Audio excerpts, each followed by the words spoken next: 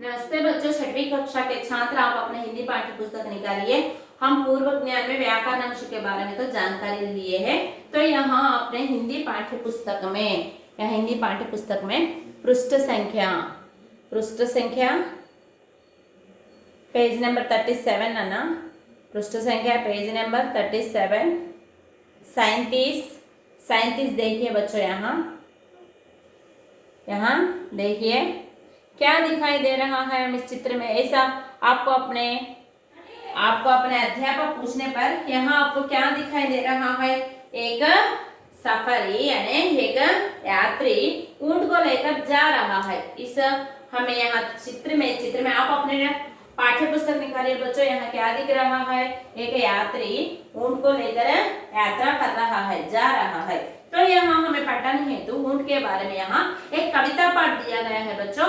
देखिए, ऊंट चला भाई ऊंट चला, हिलता डुलता ऊंट चला, इतना ऊंचा ऊंट चला भाई ऊंट चला।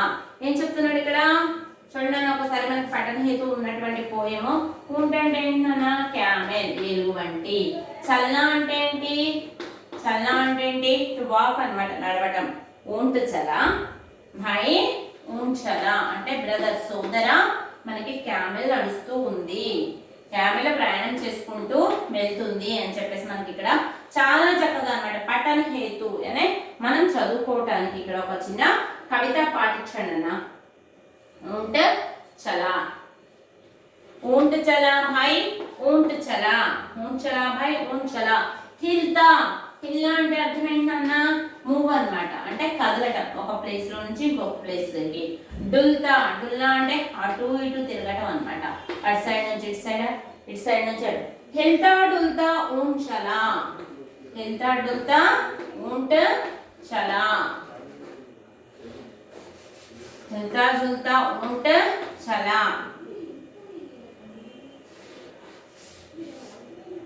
इतना ऊंचा ऊंट चला,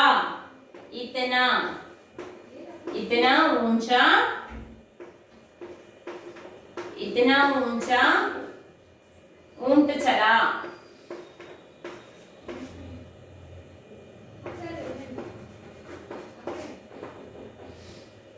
ऊंट चला भाई ऊंट चला, ऊंट चला भाई ऊंट चला भाई ऊंट चला.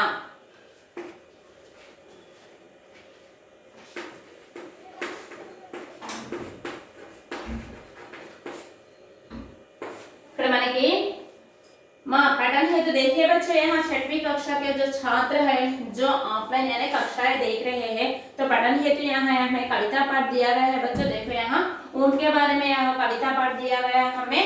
ऊंट के बारे में, ऊंट क्या है, इसकी मानी क्या है ऊंट का. ऊंट यानी कैमल, ऊंट అంటే ఏంటన్నా ఇక్కడ క్యామెల్. చల్నా అంటే టు వాక్ అన్నమాట. హిల్నా అంటే టు మూవ్, చలా ఏం చెప్తున్నాడు ఇక్కడ, ऊंट అనే మనకి క్యామెల్ గురించి చెప్తూ ऊंट చలా భాయ్ ऊंट చలా, క్యామెల్ నడుస్తూ ఉంది, క్యామెల్ ఒక ప్లేస్ నుంచి ఇంకో ప్లేస్ కి ప్రయాణం చేసుకుంటూ వెళ్తుంది. హిల్తా డుల్తా ऊंट చలా, కదులుతూ అటు సైడ్ నుంచి ఇటు సైడ్ నుంచి అటు సైడ్ కూడా మనకి ఈ క్యామెల్ అనేటువంటిది నడుస్తూ ప్రయాణం చేస్తుంది. ఇతనా ఊంచా అనేటువంటి దానికి మీనింగ్ ఏంటన్నా ఎత్తైన, హై అనేటువంటి అర్థం అన్నమాట. ఊంచా అంటే హై, ఎత్తైన. ఇతనా ఊంచా ऊंट चला, చాలా పొడవు ఎక్కువగా ఉంటుంది కదా నాన్న క్యామెల్, సో ఎత్తైనటువంటి క్యామెల్ నడుస్తూ ఉంది. తర్వాత ఏం చెప్పాడు, ऊंट चला भाई ऊंट चला అని ఇలా చెప్పుకుంటూ క్యామెల్ గురించి మనకి ఎడారి ప్రాంతాలు అయితే అంటే ఇసుక ఉన్నటువంటి ప్లేసెస్ అయితే మనకి క్యామెల్స్ అనేటువంటివి మనకి ప్రయాణ సాధనాలు అవుతాయన్న. సో ఇక్కడ మనకి ఇచ్చినటువంటి 4 లైన్స్, నెక్స్ట్ ఇంకో 4 లైన్స్ కూడా ఉన్నాయి చూడండి అన్న. ఇక్కడ మనకి ఇంకో 4 లైన్స్ కూడా ఉన్నాయి, నెక్స్ట్ 4 లైన్స్ కూడా ఉన్నాయి. बालू है तो होने दो, ऊंट चला भाई ऊंट चला, बालू है तो होने दो। బాలు అంటే ఏంటన్నా ఇక్కడ రేతి ఇసుక అని అర్థం. బాలు హై తో होने दो.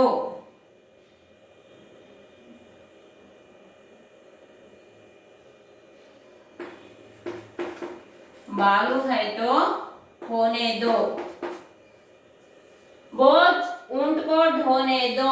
बोझ అంటే ఏంటన్నా లోడ్ అన్నమాట. క్యామెల్స్ ఒక ప్లేస్ నుంచి ఒక ప్లేస్ కి వెళ్తేటప్పుడు మనుషులనే కాదు ఇంకా అనేకమైనటువంటి లోడ్స్ అంటే ఏంటి బరువుగా ఉన్నటువంటి ఏవైనా వస్తువుని కానీ సాధనాలు కూడా మనకి ఒక ప్లేస్ నుంచి ఒక ప్లేస్ కి అవి మన ట్రావెలింగ్ చేస్తూ తీసుకెళ్తూ ఉంటాయి అన్నమాట. బోజ్ అంటే బరువు అన్నమాట. బోజ్ ऊंट को ढोने दो. బోజ్ ऊंट को ढोने दो. ढोना అంటే ఏంటి మోయటం నాన్న. ढोने दो. बोझ उनको ढोने दो. ऊंची गर्दन ऊंची पीठ ఎలా ఉందంట ऊंची गर्दन ఎత్తైనటువంటి మెడ. గర్దన్ అంటే ఏంటి మెడ నెక్ అన్నమాట. ऊंची गर्दन ऊंची पीठ. పీఠ అంటే వీపు వెనక పార్ట్ అన్నమాట. ऊंची पीठ ऊंची पीठ. पीठ उठाइए ऊंट चला. पीठ उठाइए. पीठ అంటే ఏంటి వెనక ఉన్నటువంటి బ్యాక్ బాడీ అన్నమాట. पीठ उठाइए. पीठ उठाइए ऊंट चला. ऊंट चला. చూడండి మనకి ఇక్కడ పటక్ హేతు ఇక్కడ మనకి ऊंट चला అనేటువంటి లెసన్ ఇచ్చాడు. ఏం చెప్తున్నాడు ऊंट चला भाई ऊंट चला, हिलता डुलता ऊंट चला, इतना ऊंचा ऊंट चला, ऊंट चला भाई ऊंट चला. ఎలా ఉంది క్యామెల్ అనగానే అన్నిటికంటే కూడా పొడవు ఎక్కువగా ఉండేటువంటివి యానిమల్ అన్న. బాలు హై. బాలు అంటే ఏంటి శాండ్ ఇసుక. బాలు అంటే ఏంటన్నా శాండ్. ఎక్కువగా మన క్యామెల్స్ ఎక్కడ కనబడతాయి ఎడారి ప్లేసెస్ లో. ఎడారి ప్లేసెస్ అన్నమాట. సో డిజర్ట్స్ ఎక్కువగా ఎక్కడైతే ఉంటాయో అక్కడ మన ప్రయాణ సాధనాలకు ఉపయోగపడేటువంటిది క్యామెల్ అన్నమాట. బాలు హైతో హోనే దో. అక్కడ ఇసుక ఉంటే ఉండనివ్వు. బోజ్ ऊंट को ढोने दो. బోజ్ ऊंट को ढोने दो. బోజ్ అంటే ఏంటి ఇక్కడ లోడ్ అన్నమాట. బరువు. లోడ్ బరువు. ऊंट को ढोने दो. ढोना అంటే ఏంటి మోయడం అన్నమాట. ఆ క్యామెల్ ని ఆ బరువుని మోయనియండి. ऊंची गर्दन. ऊंची అంటే ఏంటి హై అన్నమాట. ఎత్తైనటువంటి హై. ऊंची गर्दन. गर्दन అంటే ఏంటి నెక్ అన్నమాట. సో ऊंची गर्दन ऊंची पीठ. ఎక్కువ ఎత్తైనటువంటి మెడతోను ఎక్కువ ఎత్తైనటువంటి వీపుతోను ऊंट चला भाई ऊंट चला అనేటువంటి పోయం మనకి ఇక్కడ చాలా చక్కగా ఇచ్చాడన్న. सुनिए बोलिए అనేటువంటి క్వశ్చన్ లో మనకి కొన్ని క్వశ్చన్స్ ఇచ్చారు చూడండి. గీత్ కే బారే మే బాత్చీత్ కీజియే అన్నాడు. గీత్ కే బారే మే బాత్చీత్ కర్నంటే మనకి ఇచ్చినటువంటి పఠన్ హేతు పద్యంలో మీరు డిస్కషన్ చేసుకోండి. ఫస్ట్ పోయాన్ని చదవండి. దీంట్లో ఉన్నటువంటి కఠిన్ శబ్ద అంటే ఏంటన్నా శబ్దార్థ మీనింగ్స్ ఏవైతే ఉన్నాయో ఆ మీనింగ్ చదువుకోవడం వల్ల మనకి ఇక్కడ ఇచ్చినటువంటి పోయం అనేది అర్థమవుతుంది నాన్న. పాఠ్య చిత్రమే క్యా క్యా హై. మనకి ఇక్కడ ఏమేం కనిపిస్తుంది అని చెప్పేసి ఆల్రెడీ ఫస్ట్ అడిగాడు. ఏం కనబడుతుంది మనకి డిజర్ట్ అంటే ఇసుక కనబడుతుంది. తర్వాత ఒక ట్రావెలర్ అంటే ఒక ప్రయాణికుడు ఒక క్యామెల్ తీసుకొని ట్రావెలింగ్ చేస్తూ ఉన్నాడు. తర్వాత మనకి ఆకాశం కనిపిస్తుంది చాలా చక్కగా. ఎడారి ప్రాంతం అంటే మనకి చెట్లు కానీ అలాంటివి ఏమి కనిపించవు కదా నాన్న. సో డిజర్ట్ మనకి ఎటు చూసినా కూడా ఇసుక కనిపిస్తూ ఉంది. ఇసుకలో మనము నడవలేనటువంటి ప్లేస్ లేదు కూడా క్యామెల్స్ ఏం చేస్తాయంటే యాత్రికులు అంటే ప్రయాణికుల్ని కానివ్వండి లోడ్స్ ఏవైనా ఉన్నటువంటి వస్తువుల్ని ఒక ప్లేస్ నుంచి ఇంకో ప్లేస్ కి మనము పంపించుకోవటానికి క్యామెల్స్ ని మనము ట్రావెలింగ్ కోసం యూజ్ చేస్తూ ఉంటాము. ऊंट के बारे में आप क्या जानते हैं. దీని గురించి నీకు ఏం తెలుసు అని చెప్పేసి అన్నాడు.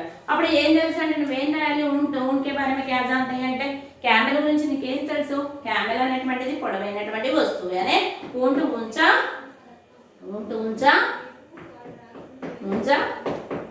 बोलिए. ऊंट ऊंचा. యానిమల్ ఏమంటారు పశువు హై. డిజర్ట్ అంటారు కదా, మనం ఏమంటాము ఓడా అనేటువంటి దాన్ని డిజర్ట్ యొక్క బోట్ అని చెప్పేసి మనం క్యామెల్ అంటాం కదా.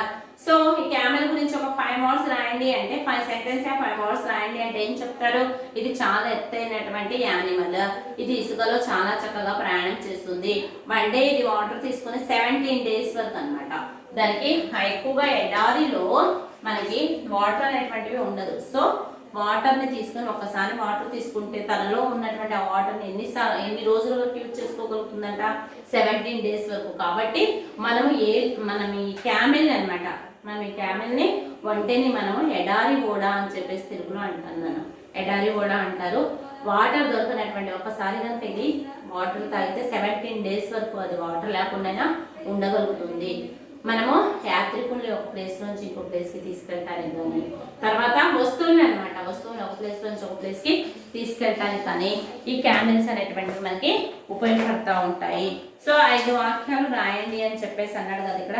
5 వాక్యాలు ఏంటి అంటే 5 వాక్యాలు ఏంటి? మనం క్యామెల్ ఫస్ట్ ఒక వాక్యం చూద్దాం. క్యామెల్ గురించి ఒక 5 సెంటెన్స్ రాయండి అన్నాడు. సో 5 సెంటెన్స్ ఒకసారి చూద్దాం. ऊंट ऊंचा जानवर है, अदొక సెంటెన్స్. ऊंट के बारे में 5 वाक्य लिखिए అన్నాడు. ప్రశ్న, ऊंट के बारे में 5 वाक्य आप क्या जानते हैं? లేకపోతే 5 వాక్య लिखिए అన్నాడు. 5 వాక్య लिखिए అన్నాడు. సో ఇక్కడ ऊंट ऊंचा जानवर है, ऊंट ऊंचा जानवर है, यह रेगिस्तान में ही चलता है, यह ज्यादा से रेगिस्तान में,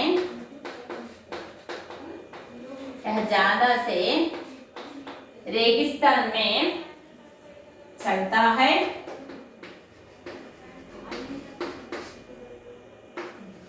मनुष्य और वस्तुओं को भी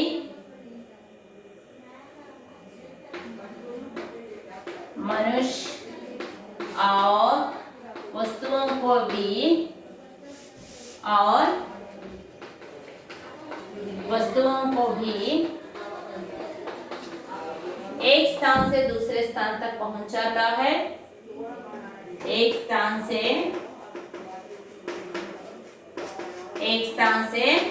दूसरे स्थान तक पहुंचाता है,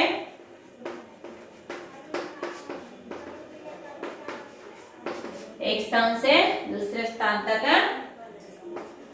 पहुंचाता है,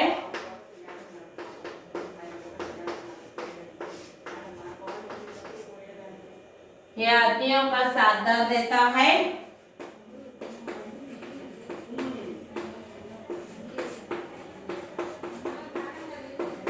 यह आदमियों का साथ देता है, आदमियों का साथ देता है. చూడండి ఇక్కడ మనకి ऊंट कैमल గురించి ఒక 5 సెంటెన్స్ రాయండి అన్నాడు. 5 సెంటెన్స్ ఏం రాసాం మనము? ऊंट के बारे में 5 వాక్య लिखे అని మన క్వశ్చన్ కనుక వచ్చినట్లయితే ऊंट ऊंचा जानवर है, ఇది ఎత్తు ఉండేటువంటి యానిమల్ జంతువు అన్నమాట. జానా సే రేగిస్తాన్, రేగిస్తాన్ అంటే ఏంటి? ఇక్కడ డిజర్ట్స్ అన్నమాట. ఎక్కువగా మనం క్యామెల్ ఎక్కడ ఉపయోగిస్తామంటే ఇసుక ఎక్కువగా ఉన్నటువంటి ప్లేసెస్ దీన్ని ఉపయోగిస్తాం. రేగిస్తాన్ మే చల్తా హై అంటే ఎడారిలో ఇది నడుస్తూ ఉంది. मनुष्य और वस्तुओं को भी एक स्थान से दूसरे स्थान तक पहुंचाता है. మనుషుల్ని మరియు ఉన్నటువంటి లోడ్స్ ఏవైతే ఉంటాయో ఒక ప్లేస్ నుంచి ఇంకో ప్లేస్ లోకి క్యారీ అంటే తీసుకువెళ్తుంది అనమాట. ఆద్మీ యొక్క సాధారణ దేతా హై, ఇది మనుషులకి సాధారణ అంటే ఏంటి? మనుషులకి హెల్ప్ చేస్తూ ఉందన్నమాట. सो बच्चों आप यहाँ पठन हेतु जो कविता पाठ दिया गया है उसके बारे में 1 या 2 बार पढ़िए, पढ़कर उसमें जो कठिन शब्द है उसके बारे में लिखिए और जो सुनिए बोलिए. इस तरह हमें यहाँ जो प्रश्न दिया है आप अपने वर्कबुक यानी पाठ्य पुस्तक में देकर अपने वर्कबुक में उसके जवाब यानी उसके समाधान लिखिए. तो ऐसा करने पर आप पठन हेतु जो भी कविता है उसके बारे में तो अगले विषय के बारे में अगली कक्षा में बताएंगे बच्चों. धन्यवाद.